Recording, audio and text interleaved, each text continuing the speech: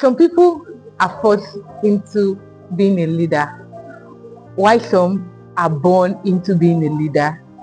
Today, I'm going to be discussing about balancing student politics and academics. Of course, as you know, you are welcome to Student Corner with me, Hope Adeswa, a platform to promote academic excellence. Now, student politics is an integral part of tertiary institution. We've seen over time, or we've had over time, some of our great leaders now started off from being from school, tertiary institution, and now they are controlling the world globally. Imagine, how is it to balance being a student, then involving yourself into student politics? There's a whole lot. So we are promoting academic excellence. And now, how do you come out with an excellent grade? Now, I'm not alone, of course. I'm with someone special. But before I introduce her, please, I need you to subscribe, to like, to comment. Please turn on your notification button, so that when we post a video, you'll be able to get notification. Drum roll. Meet Comrade Blessing. Hey, hi. I'm so happy to be here. I'm really happy, and it's a privilege to be joining you on Student Corner here today. Yeah, so thank you so much. Thank you. This really means a lot to me.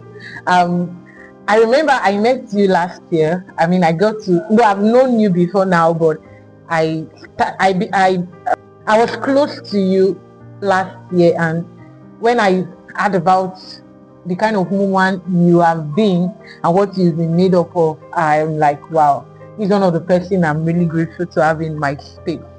So when this vision came around and list of people I have to interview, I wrote your name as part of them. I'm like, I'm going to interview Comrade Blessing so that she can share with us her wealth of experience in student politics. So you are really welcome. We are happy to have you. Thank you so much. I'm also grateful to know you too. Yeah, thank you. Okay, so Comrade Blessing, now most of the viewers don't know you, so can you just introduce yourself to us? We want to get to know you. Who is Comrade Blessing? Okay, my name is Atueje Blessing. I am a recent graduate from Niger Delta University, Bayelsa State, and I am originally from Delta State, Nigeria, and I currently live in Lagos State. Wow, amazing. Thank you so much for being here. So, yeah, now you told me quite a number of positions you were able to hold when you were in school, and one of which you mentioned was you became the first female representing your faculty to be the SUG vice president in your school. Yeah. So how was that like? Can you just give us did you just start from being the vice president? What has been your journey when it comes to student politics? It wasn't just something I just woke up to do. It was something that was intentionally, like, I have started by some time. I think in 200 level, unionism came back to my university because it was banned. So we resumed back in 200 level. And in 200 level, I was in 100 level going to 200 level. A senior colleague met me and was like, oh, since we just started unionism, we would love you to just be among the executives. I'm like, wow. It's not really because that kind of thing now. At what level? I was in 100 level. Okay, wow. I was approaching 200 level. I was like, so is it the departmental phase? It was in the departmental phase. Okay. He said, I would want you to be maybe a financial secretary or any of them. I was like, then when I spoke to my family, one of my aunts who was supporting me, then I was like, no. Student politics is a no. Your academic life, you will damage it. She criticized everything. But I just knew it in my heart that it was something I wanted to do. And before then, I forgot to say, a pastor in our church during one of our vigils, he spoke to me and was like, oh, you go beyond SGG, and then SGG has not even come. That was before this. More like a prophecy. Yes, he just said, yeah. Prayed, and he was like, oh, you go beyond SGG. SGG was not 18 then. So I'm like, SGG kid, I'm just in 100 level, I'm going to 200 level. So when he came and said, when he asked me to go for this particular post, I didn't want to go at first, but I just said, I didn't bother, I didn't care about anybody, what anybody said anymore, and I went for it, and I got the main part of my. So you started off as the financial secretary in 100 level. Going to 200 level. Okay, then in 300 level, I became the vice president of my department. Wow. Yeah, and in my final year, I became the vice president of the entire university.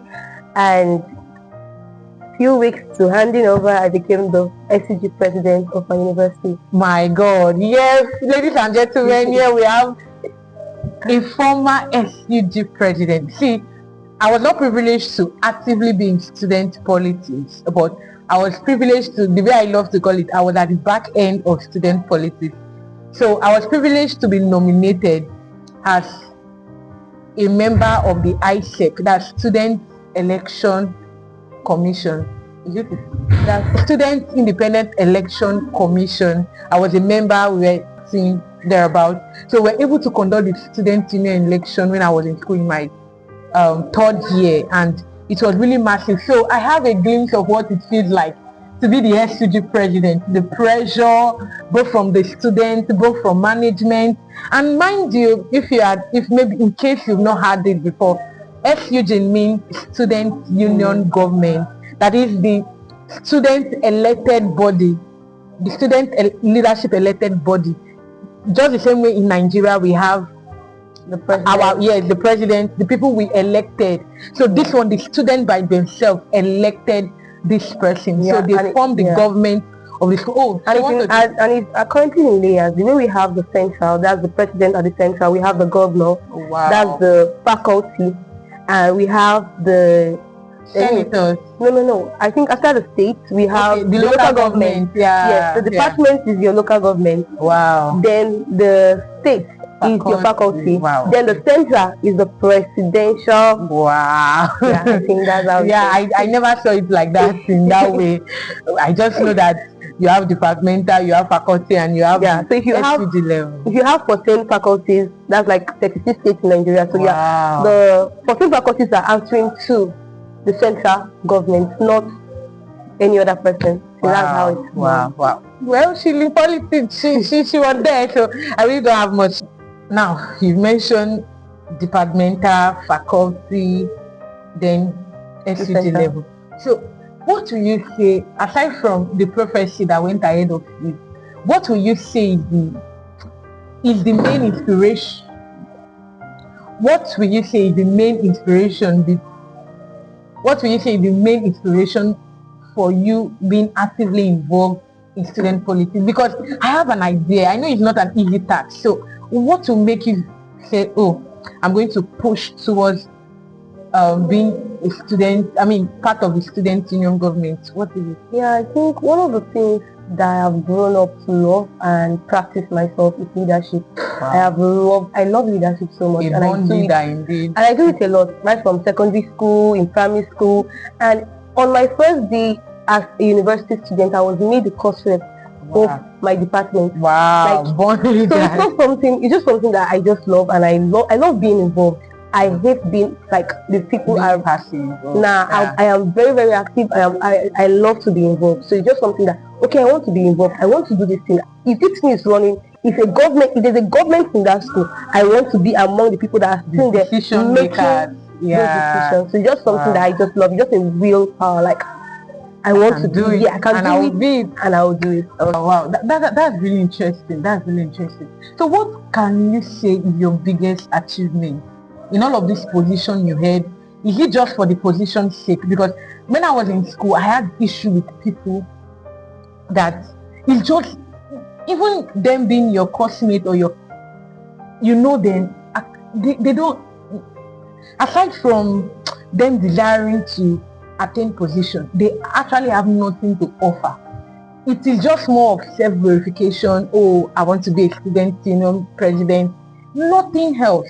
There's no genuine concern for their followers, which is the student. Yeah. So what will you say in all your years of leadership while you were in school towards your biggest achievement? What were the things you were able to do? Okay, one of my But personally, one of the things I actually achieved for myself was personal development. I developed myself in ways that I never knew I could go. I spoke to a crowd that I never knew I could actually stand in front. I met people that I would never have met on a normal day just because of that position. And one of the biggest achievements that I felt that, okay, when coming into the position as the vice president of my university, I knew it wasn't something just natural because I didn't get there by accident. So I spoke to God and I prayed and I asked God, what do you want me to do? And one of the assignments I got that I should do was having a girls' community. And then, right there in school, I started that community, and currently we are over 100 females in a platform where I can talk to, where we just encourage ourselves, and we are doing great things. Literally, that's one of the biggest achievements. Like getting those girls, empowering them.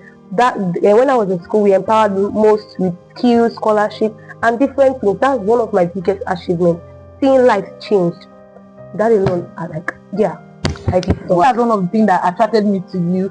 You showed me the videos, how you invited guest speaker. Can you just tell us something how the event went and how everything? Okay, when I got that thing, I have to start. I was meant to do that thing. I had to get people because I can't do everything on my own. As a leader, you need people. You sincerely need people. So I got somebody. I told them my vision. I told them everything, and they were able to work towards that vision for me. It was a lot. When financially it was a lot, the budgets were going beyond, but God favored us. Even right on the day of the event, it was favor upon favor. We did not pay any of the guests because they came on their own and they passed. Like God did it in a way that even the numbers I was expecting, we're expecting 300 guests, but we got over 400 students that came on their own, and we're still leaving remarks that, oh, this event changed me, this event shaped me, this event led me to somebody that got me a job. Yes, some people got a job. Someone got scholarship to learn barbing. Some got for nails. Some got for lash. There were some we actually sponsored. There were some that were sponsored by people that came. So how God did everything, it was just God. I just left it for him. He started it and he completed it himself. Yeah, that's really amazing. So now, one of the reasons I brought you in was you mentioned to me that you'll be officially graduating with a 2-1. So 2-1 is not an easy result for someone to have. But for the fact that you were actively involved in politics from year 1 to final year, so how were you able to balance politics and academics? How were you able to do that? Okay, sincerely speaking, it wasn't easy at all. But one of the things that I feel helped my results to where it is today was in my first year in university, I was locked in. My results were excellent. So even in those other years that there were little mishaps or there were little challenges, it didn't really affected anything. It was just there. It was just trying my best, but it wasn't easy. But another thing, the reading, how were you able to cope with reading meetings and all? Easy. Most times my meetings are in the evening, classes are in the morning, then I have to wake up again for classes. It was really stressful. But another thing another thing I learned was that there are times for everything. There are definitely times for everything. You are definitely going to have time to take your bath or to eat. So there's always a time for everything. So when it's time for something else, when is the time for a particular task, allow it to come back again. So there are times for everything. That's what I just did. I think that's what helped me. So I didn't really balance, but it was a balance. It was because that means you have to schedule yourself. You have to have more like a what would I call it? More like a timetable, a daily plan. Okay, I want to do this, I'm doing this, I'm doing that. So were there times that you were seriously missing lectures, you were out of classes? How was it like?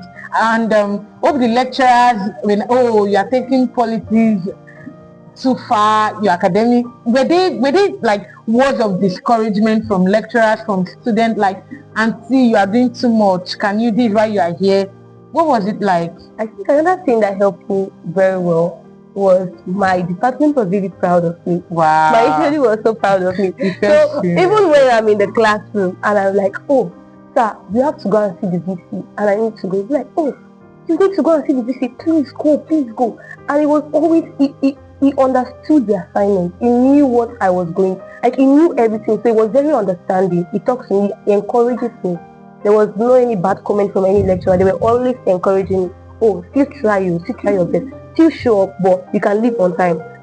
They were always encouraging me. So there were not really bad comments from my lecturers or any pressure from any students or any lecturer during my time. Wow, there. Yeah. wow. That's really amazing, because I remembered when I was selected by my HOD to the Director of Student Affairs to represent my department for ISEC.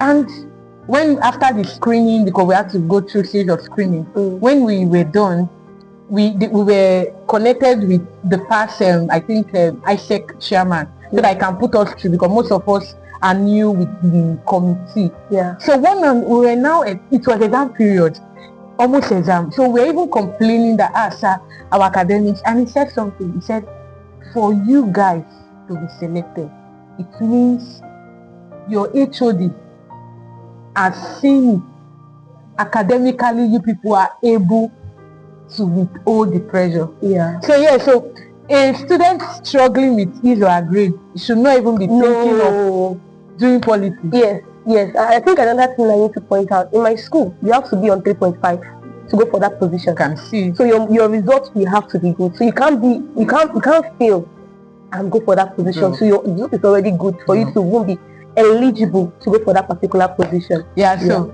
you have to, because being a student union, government member or leader or whatever it is, you have to try. If not, your academic will suffer. It was not easy. I had to be go to exam hall, or sometimes we are because they gave us a little room to be collating, selling form and all of that. We are there. From there I'm going to exam hall, from exam hall I'm coming back there. So it wasn't really easy, but of course, thank God for that semester, and everything came out well. It's what you said of how you're able to help females to be able to navigate through the world of self-empowerment, skill acquisition. What will be your verdict? Is it that are you advocating that more females should be in politics? Because recently I was watching on TV, we are having more campaign for women involvement in politics. So beyond student union politics, you are talking about the top place, the government, the House of Reps. So there's more push, more awareness that that female should be involved in politics. So in your own view, do you think there is a gap in the leadership system or structure of the society that you think female should take up, and what are those benefits it has in the society when female take up those positions? Yeah, there's actually a really big gap in female leadership, and I believe, yes, I am on a strong belief that females should take power. Females should sit in places. So females should really step up in leadership position, because when one female step up, more comes on. Wow. Because immediately I became vice president, I saw a lot of females.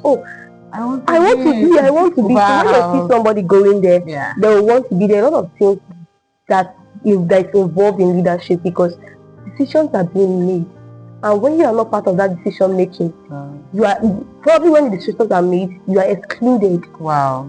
They don't have you in mind. They don't have you in mind. So you just have to be there. Female needs to get involved in leadership.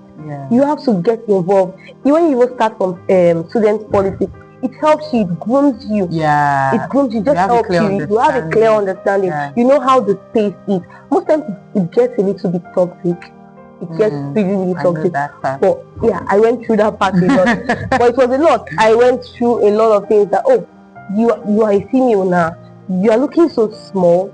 How, like, literally. On my first consultation, I went to consult somebody. I was like, he was asking the person, is it this other person that's coming to consult me, or is it that person? Wow. So like, what is that person? I was like, she's too small. She's too small now. How does she want to talk? How does she want to talk? How does she want to stand in front of us? How does she want to be a mother? Because they see the vice president as a mother of the institution. How does she want to be a mother in that side?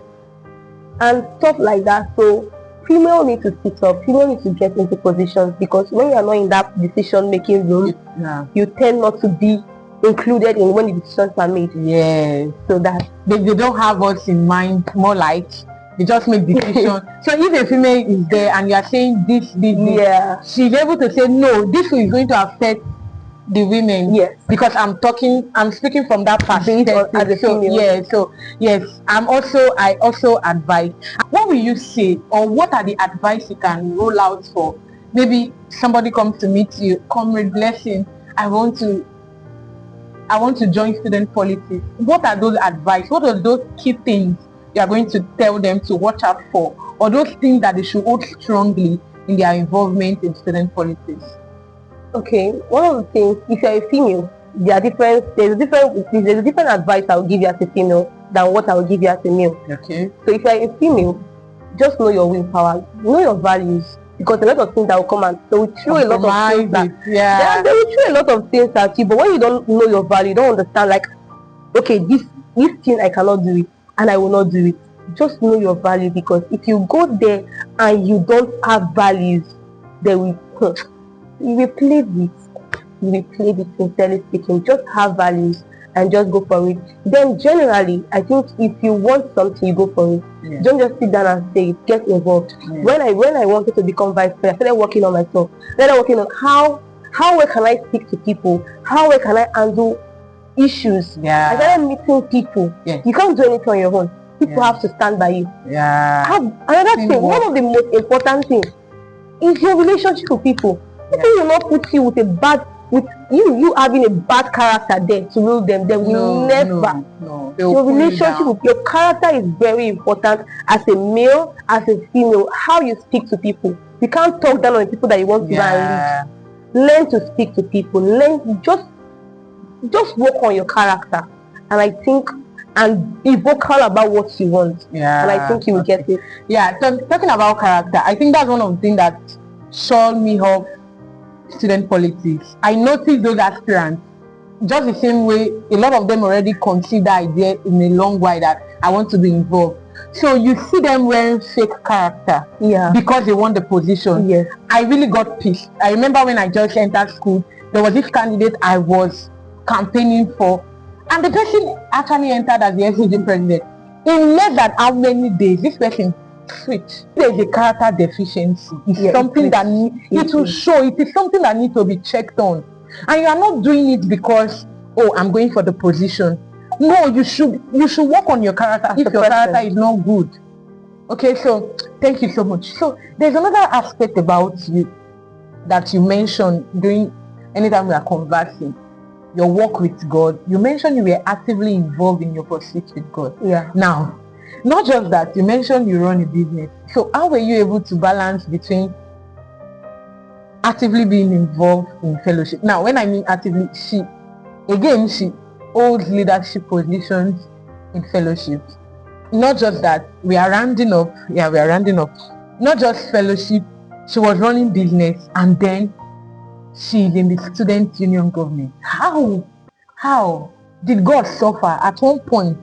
Is it that you now abandoned church or you abandoned God? What was it actually? Yeah, I think it was in my final year. Right from my older level, I started serving. When I came to the church, I wanted to serve because I was streaming online for the first month. And when I finally located the church, I wanted to serve him. I went, and the second day I went to the church, I knew that I was going to be an usher. And I started officiating. Right from there, I officiated. I became the secretary in my 200 level, became the secretary of my fellowship arm of the church. Wow. I became a leader in my ushering unit as well. Wow. It was a lot. I became the secretary in the youth ministry of that same church. Wow. So I was holding 3 positions as a leader. It was a lot. And because that's in fellowship, in church. Then you have that of school. Yes, and I have that of school. Being a course rep, being an SCG president. Wow, you were still a course rep. You didn't drop all of that. My God. I was still a course rep. So in my final year, I started having this thought that, because I go to church literally every day. On Monday, we have fellowship prayers. On Tuesday, I have own fellowship in my house. I'm the leader of my own fellowship in my house. So on Wednesday, we have fellowship as a campus fellowship. On Thursday, we have our midweek service. On Friday we have workers' prayers. And you attend all of that. You really a strong woman. You really a strong woman. You are really behind time. It was a lot, so it was really a lot, and it was draining. It was draining. Wow. In final year, I couldn't handle. At some point, I wasn't serving as much as I wanted to, and I cried out to God. I prayed. I really prayed. I told God that I wanted to serve you the way I was serving you in my 100 level. So I had to drop some, because I knew that okay, these positions were a lot, and I wasn't actually serving God. So God is the one suffering. Yes, God is the one things were going on. Yes, but my heart wasn't there anymore. So I prayed to God, and I spoke to some of my leaders that most of these positions, can I have assistance to it? I can't do it on my own. And they got me assistance, and little by little, my relationship with God came back alive. Hallelujah. That's the most important. It was a lot, but God really did. So yeah, so thank you so much. So we are rounding up now, and this is just like my final question. So not really final, but what will you say about a student and their relationship with God? In my last video, I mentioned that as a student, you shouldn't do life without God.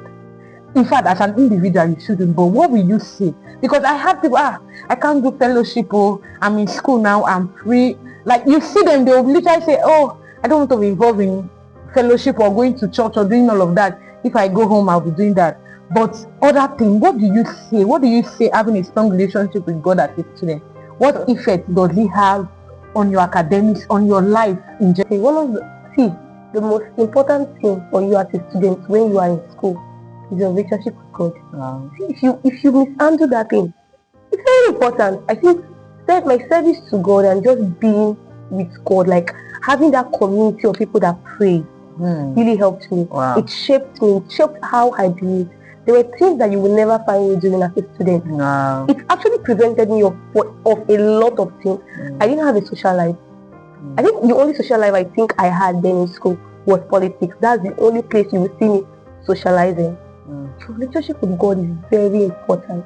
It's very important. It saves you from situations you don't even see. Yeah. It's one of the that's one of the things that kept me alive up till now. Yes, so it's very important. Yeah. Prioritize it, like hold it, like your life depends on it. Thank you so much. Thank you so much, comrade. Blessing. Thank you. So thank you, comrade. Blessing. That's a nice one having you. Thank you so much for for coming to us. So going forward, what should we see about comrade Blessing Datore? Is it that we are seeing what's the next? What's the way forward for you? What is it that the next big thing to hear about you? I think politics will come later, but what I'm going for, what's the way forward now, is business. I think I'm going to push more in business, in working on myself, in building a career for myself. Then politics can come later. Yeah, I think that's what. Okay, thank you so much. It's really a pleasure. Thank you so much. You've had all it is, or all there is, to balancing student politics and academics. Thank you for staying tuned to this time. This is Student Corner with me, Hope Hadeswa. Please like, subscribe. Don't forget to share. Turn on the notification button because we have more coming for you. So thank you for watching. Bye.